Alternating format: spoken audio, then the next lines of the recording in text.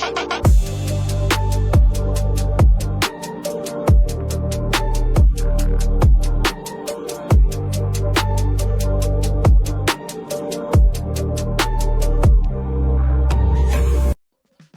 warahmatullahi wabarakatuh. Salam sejahtera untuk kita semua. Selamat pagi teman pemilih dimanapun berada. Salam demokrasi. Selamat datang di podcast Ngambung Nilai, ruang diskusi KPU Kabupaten Nagrijo, ngobrol tentang pemilu dan demokrasi. Saya Yusri Abdul Aziz akan menemani teman pemilih dalam podcast Ngambung Nilai chapter 5 ini dengan tema ketika wakil rakyat berganti, apa peran KPU? Sebuah topik yang kerap menimbulkan pertanyaan di tengah masyarakat, khususnya ketika terjadi penggantian antar waktu di tengah masa jabatan. PAW anggota DPR sering menjadi perhatian publik karena berkaitan langsung dengan wakil rakyat yang telah dipilih melalui pemilu. Penting bagi kita memahami bagaimana mekanisme PAW diatur, lalu apa peran KPU di dalamnya. Untuk itu telah hadir bersama kita anggota KPU Kabupaten Nagrijo, Bapak Carlos Doreo. Selamat pagi Bapak. Selamat pagi Mas. Bagaimana kabarnya hari ini Bapak? Puji Tuhan hari ini kabar baik Mas.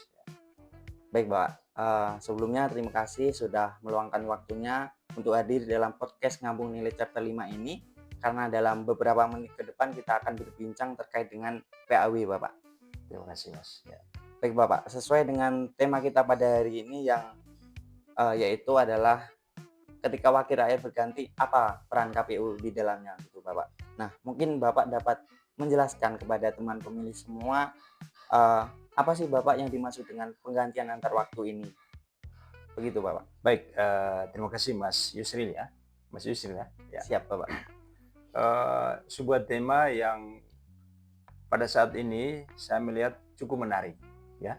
Menarik ketika wakil rakyat berganti, apa peran KPU? Ini sebuah tema yang coba memicu pertanyaan, tanda tanya besar terhadap teman pemilih ya. Apakah itu bisa terjadi? Saya boleh katakan pada kesempatan ini itu bisa terjadi. Ya, tema itu bisa terjadi.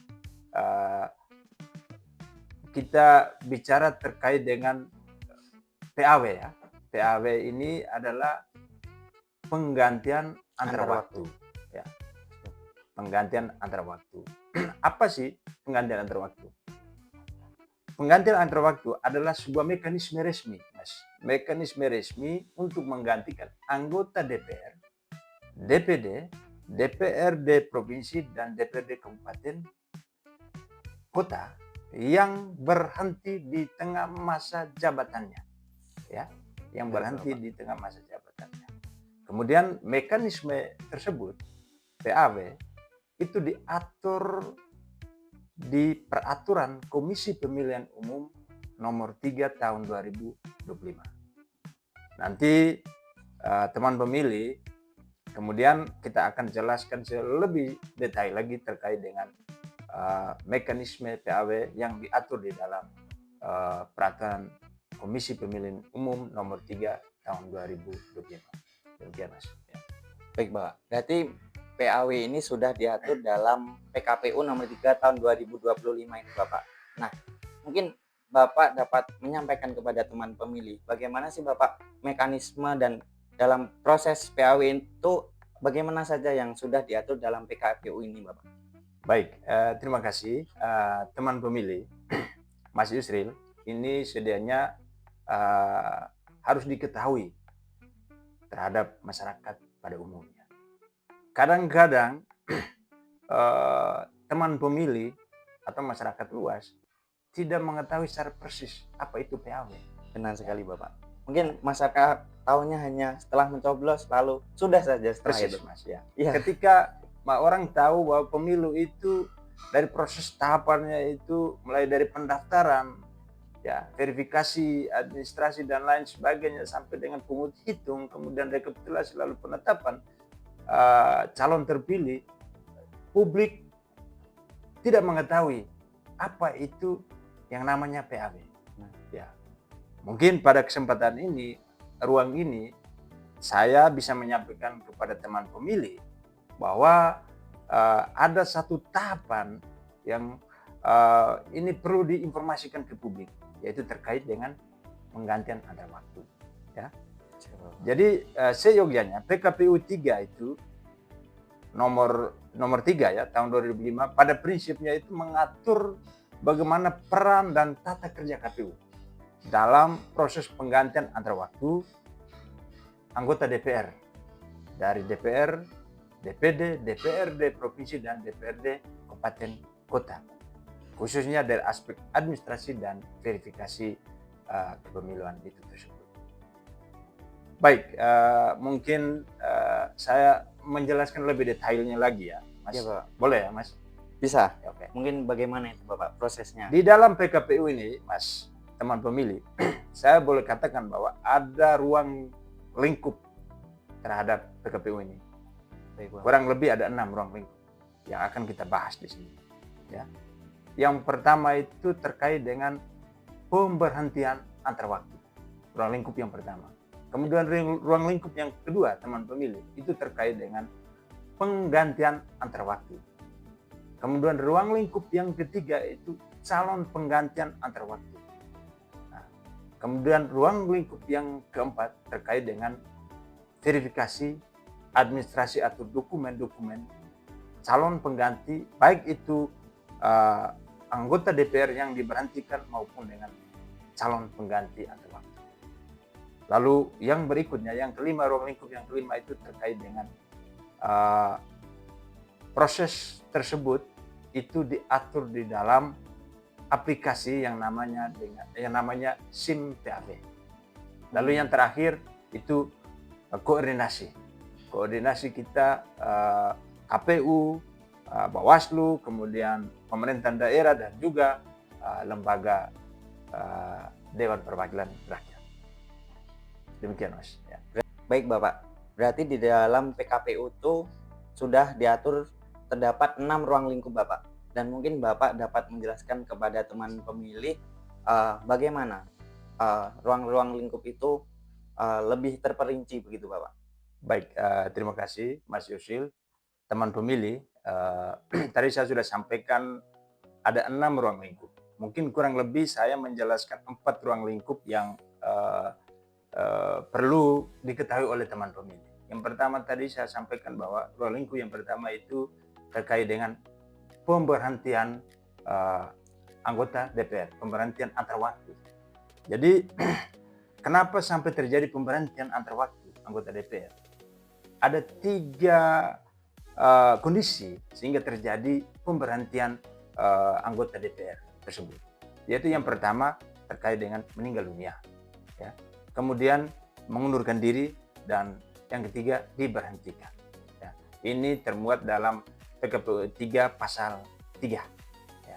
Itu cukup jelas bahwa ada 3 kondisi sehingga terjadinya pemberhentian antar waktu, yaitu meninggal dunia, mengundurkan diri, kemudian diberhentikan. Anggota DPR yang diberhentikan karena tidak melaksanakan tugas secara berkelanjutan, ya, melanggar sumpah janji jabatan, dinyatakan bersalah berdasarkan putusan pengadilan yang berkekuatan hukum tetap karena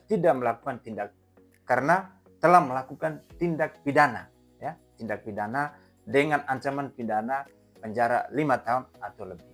Itu kondisi-kondisi yang kenapa sampai terjadi pemberhentian anggota DPR. Kemudian ruang lingkup yang berikutnya yaitu penggantian antar waktu. Bicara soal penggantian antar waktu, maka sebelumnya itu ada anggota DPR yang sudah terlebih dahulu diberhentikan.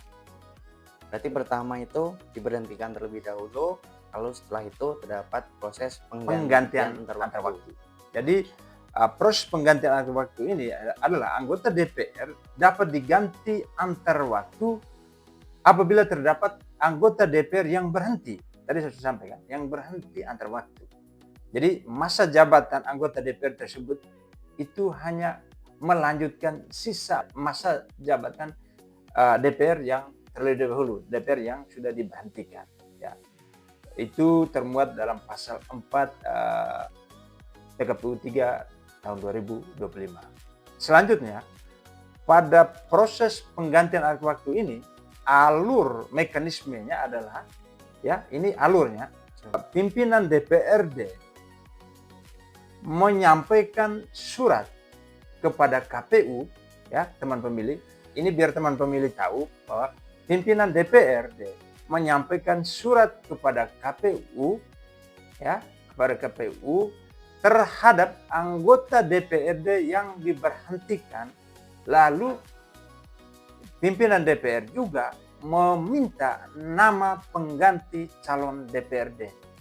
Ya, itu mekanisme alurnya. Setelah surat itu disampaikan kepada KPU, maka saat itu pula KPU memproses, melakukan pemeriksaan terhadap dokumen-dokumen yang disampaikan kepada KPU. Ya, itu terkait dengan penggantian akta waktu. Lalu dalam hal berdasarkan informasi, informasi ada anggota yang diberhentikan antar waktu itu terjadi upaya hukum. Nah, ini bisa saja Mas. Ya, teman pemilih. Ya. Tapi mungkin dari yang bersangkutan sendiri tidak menerima itu Bapak. Ya, karena yang bersangkutan yang diberhentikan itu mungkin ada upaya hukum, sehingga ini bagi saya ya ada persoalan di antara orang itu, ya ada persoalan antara anggota DPR yang diberhentikan dengan partai politik misalnya, lalu kemudian juga dengan lembaga Dewan Perwakilan Rakyat, ya bisa saja itu. Kemudian pertanyaannya, sampai kalau ada proses hukum, apakah KPU melanjutkan proses PAW-nya? Saya boleh katakan pada kesempatan ini berdasarkan regulasi undang bahwa sampai sejauh belum ada putusan hukum tetap, maka proses penggantian PAW itu belum bisa kita lanjutkan. Itu terkait dengan ruang lingkup penggantian antar waktu. Kemudian Mas, teman pemilih, ruang lingkup yang ketiga itu calon pengganti antar waktu. Tadi saya sudah jelaskan ruang lingkup yang pertama terkait dengan pemberhentian antar waktu. Kemudian yang kedua terkait dengan penggantian antar waktu. Ya. Kalau bicara penggantian antar waktu, teman pemilih, konsekuensinya berarti ada calon penggantian antar waktu. Mas. Nah, seperti apa itu calon penggantian antar waktu? Ini saya coba jelaskan biar teman pemilih juga paham. Anggota DPR yang berhenti antar waktu digantikan oleh calon pengganti antar waktu yang memperoleh suara terbanyak berikutnya, urutan berikutnya, pada partai yang sama dan juga pada dapil yang sama. Itu calon pengganti antar waktu. Kemudian syarat calon pengganti antar waktu. Tadi saya sudah sampaikan bahwa terkait dengan pemberhentian antar waktu tentunya ada syaratnya, ya. Begitupun dengan calon pengganti antar waktu, teman pemilih. Ada syarat calon pengganti antar waktu. Dalam hal terdapat calon pengganti antar waktu meninggal dunia, kemudian mengundurkan diri, ya, tidak lagi memenuhi syarat sebagai calon anggota DPRD, maka terhadap kondisi seperti ini dinyatakan tidak memenuhi syarat sebagai calon pengganti antar waktu. Selain itu juga calon pengganti antar waktu tidak memenuhi syarat apabila terdapat terbukti melakukan tindakan pidana berdasarkan putusan pengadilan yang telah memperoleh kekuatan hukum tetap. Ya. Jadi calon pengganti itu betul-betul yang tidak ada persoalan, tidak ada masalah yang mengakibatkan gugurnya proses calon kita mengusulkan nama calon penggantinya itu teman pemilih. Demikian. Lalu itu yang ketiga, soal ruang lingkup yang ketiga.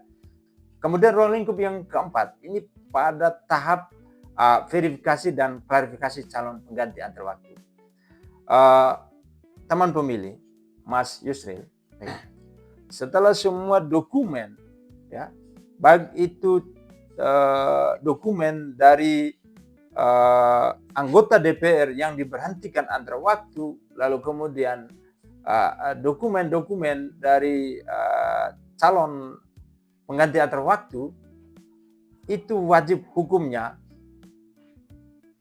KPU melakukan verifikasi dan klarifikasi. Ya. Apa itu dokumen-dokumen yang harus dilakukan verifikasi, Mas Yusuf?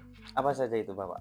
Ya, untuk dokumen yang harus dilakukan verifikasi terhadap anggota DPR yang diberhentikan, misalkan, yang pertama tadi saya sampaikan, kalau yang meninggal dunia, otomatis dokumen pendukung yang harus diverifikasi oleh KPU yaitu surat keterangan kematian atau akta kematian. Itu terhadap anggota DPR yang telah meninggal dunia. Kemudian kondisi yang berikut yaitu terkait anggota DPR yang diberhentikan karena mengundurkan diri. Dokumen yang harus kita verifikasi, kita periksa itu terkait dengan surat pengunduran diri yang dibuat, yang dilakukan oleh anggota DPR yang mengundurkan diri dan ditandatangan oleh orang yang bersangkutan. Baik Bapak, dari yang Bapak sampaikan tadi saya tertarik dengan ini salah satu poin di mana anggota DPR itu dapat diberhentikan. Dan mungkin apa sebenarnya Bapak penyebab dari anggota ini dapat diberhentikan dari DPR begitu Bapak? Baik, terima kasih Mas Yusril ya. Teman pemilih. Kondisi yang ketiga itu ya terjadi diberhentikan. Nah, seorang anggota DPR diberhentikan. Itu terjadi karena sudah tidak melaksanakan atau menjalankan tugasnya sebagai anggota DPR. Itu yang pertama. Yang kedua, karena melanggar sumpah janji anggota DPRD. Nah, terus yang berikut itu ada persoalan-persoalan hukum sehingga anggota DPR tersebut tersandung kasus sehingga ada putusan hukum tetap yang dikeluarkan dari pengadilan, ya, dipidanakan penjara paling lama 5 tahun atau lebih. Itu kondisi kalau terjadi anggota DPRD yang diberhentikan. Baik Bapak, terima kasih. Berarti ketika seseorang anggota DPR itu diberhentikan ada alasannya begitu ya Bapak? Tidak serta-merta bisa diberhentikan tanpa alasan yang jelas Ya, begitu persis, Bapak. Mas, ya. Baik Bapak, sebelum kita lanjut ke berikutnya, mungkin Bapak saya persilakan untuk minum dulu Bapak. Terima kasih untuk Mas. sedikit menghilangkan Ya. dahaganya Bapak. Baik Bapak, selanjutnya saya tertarik dengan apa saja dinamika yang terjadi ketika terjadi PAW ini Bapak. Dan mungkin apakah Kabupaten Nagekeo ini sudah pernah terjadi PAW anggota DPR ini Bapak? Baik, terima kasih Mas Yusril ya, teman pemilih. Yang tentunya bicara soal PAW tidak terlepas yang namanya dinamika. Ya. Ada persoalan, ada problem yang tentunya semua dinamika, persoalan atau problem itu terjadi di partai politik atau juga di lembaga Dewan Perwakilan Rakyat. Kalau tantangan terhadap KPU, saya pikir kalau sejauh kita bekerja berdasarkan regulasi yang sudah mengatur, maka saya boleh katakan bahwa tidak ada tantangan yang begitu luar biasa. Baik Bapak, jadi secara keseluruhan bahwasanya dinamika yang terjadi di Kabupaten Nagekeo ini berjalan dengan lancar Bapak sebenarnya. Nah, tapi apakah di Kabupaten Nagekeo ini sudah pernah terjadi PAW Bapak? Begitu. Baik, terima kasih Mas Yusril. Kabupaten Nagekeo pernah mengalami proses penggantian antar waktu. Itu terjadi di tahun 2025. Ada salah satu partai itu di Dapil 2. Dapil 2 ada salah satu anggota DPR Kabupaten Daikeo di Dapil 2 yang meninggal dunia, yang tentunya prosesnya itu kita melakukan pemberhentian terlebih dahulu berdasarkan SK Gubernur. Kemudian setelah semua proses itu sudah dilalui, maka proses selanjutnya kita menyampaikan nama calon pengganti antar waktu di partai itu tersebut dan juga di dapil yang sama. Oleh karena itu, proses itu semua berjalan dengan lancar, maka anggota DPR calon pengganti antar waktu mendapatkan SK pengangkatan dari gubernur, dan kemudian selanjutnya disampaikan kepada pimpinan DPR untuk melakukan sidang paripurna pemberhentian terhadap anggota DPR yang meninggal dunia dan pelantikan terhadap calon pengganti antar waktu. Demikian, Mas. Baik Bapak, terima kasih.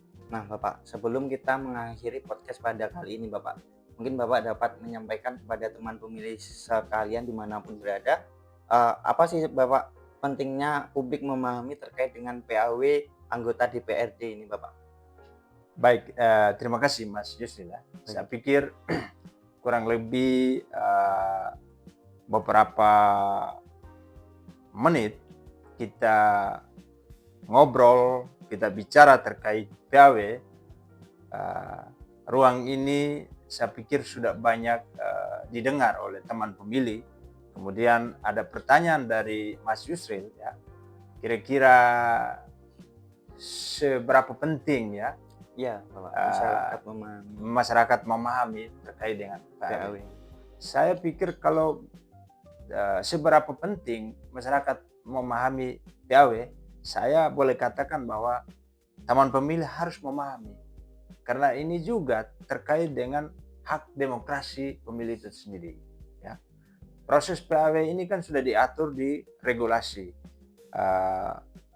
baik itu undang-undang maupun peraturan Komisi Pemilihan Umum, untuk bagaimana nanti bagi anggota-anggota DPRD yang sudah saya sampaikan tadi terkait ada 3 kondisi: yang meninggal dunia, kemudian mengundurkan diri atau yang diberhentikan. Apabila ini terjadi, maka ruang ini bisa digantikan kepada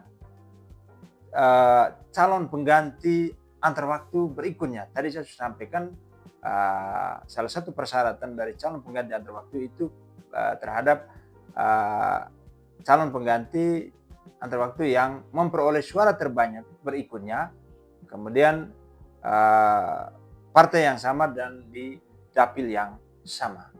Itu terkait dengan hak konstitusional seseorang, sehingga ruang ini tidak terlewatkan. Ya. Kemudian yang berikutnya, Mas,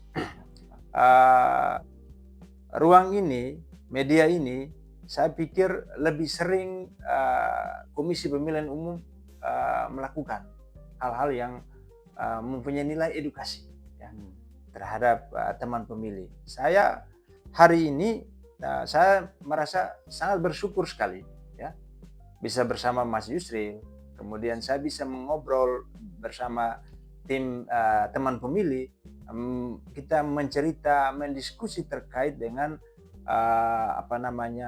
proses penggantian antar waktu. Saya pikir PAW ini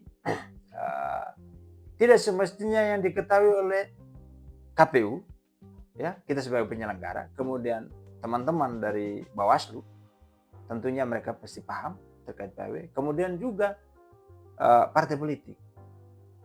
Nah, saya punya keinginan bahwa proses PAW ini bisa diketahui oleh publik, ya, oleh teman pemilih, nah, bahwa ternyata setelah kita pemilihan ya sampai pada penetapan calon terpilih, ternyata masih ada tahapan satu lagi. Ketika tadi saya sudah menyampaikan bahwa ada kondisi-kondisi tertentu apabila anggota DPR itu meninggal dunia atau mengundurkan diri atau diberhentikan, maka dia bisa diganti oleh calon pengganti antar waktu. Lalu saya perlu katakan lagi Mas di sini ya, bahwa calon pengganti antar waktu itu tadi mungkin saya belum singgung ya, teman pemilih minta maaf. Harus berdasarkan DCT ya, yang ditetapkan di saat pendaftaran. DCT itu mungkin Mas Yusril paham ya soal DCT? Daftar calon tetap, Bapak. Ya, teman pemilih, DCT adalah daftar calon tetap. Ya. Sehingga proses penggantian itu tidak keluar dari ketentuan-ketentuan yang berlaku. Seperti misalnya suara sah terbanyak berikutnya. Kemudian daftar calon tetap. Ya.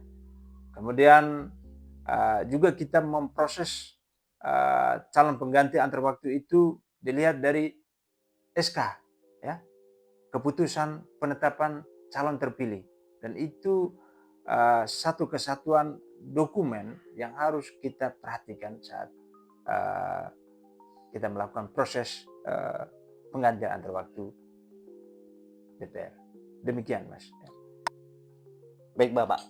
Berarti proses PAW ini bukan hanya sekedar proses administrasi, Bapak, tetapi ini juga adalah sebuah penghormatan terhadap pemilu dan juga kedaulatan pemilih, Bapak. Teman pemilih, demikian perbincangan kita pada episode podcast Ngambung Nilai Chapter 5 ini yang membahas terkait dengan pengganti antar waktu atau sering disebut dengan PAW. Semoga podcast ini dapat menambah pemahaman dan literasi kepemiluan teman pemilih serta memperkuat kepercayaan publik terhadap penyelenggaraan demokrasi di daerah Kabupaten Nagekeo. Sebelumnya saya mengucapkan terima kasih banyak kepada Bapak Kadif, Bapak Carolus Doreo sudah menyempatkan hadir dalam podcast hari ini. Semoga podcast ini bermanfaat, Bapak. Saya Yusril Abdul Aziz mengucapkan pamit undur diri. Sampai jumpa pada episode podcast berikutnya. Salam KPU melayani, Bapak. Salam humas, salam demokrasi. Terima kasih banyak, Mas. Terima kasih, Bapak.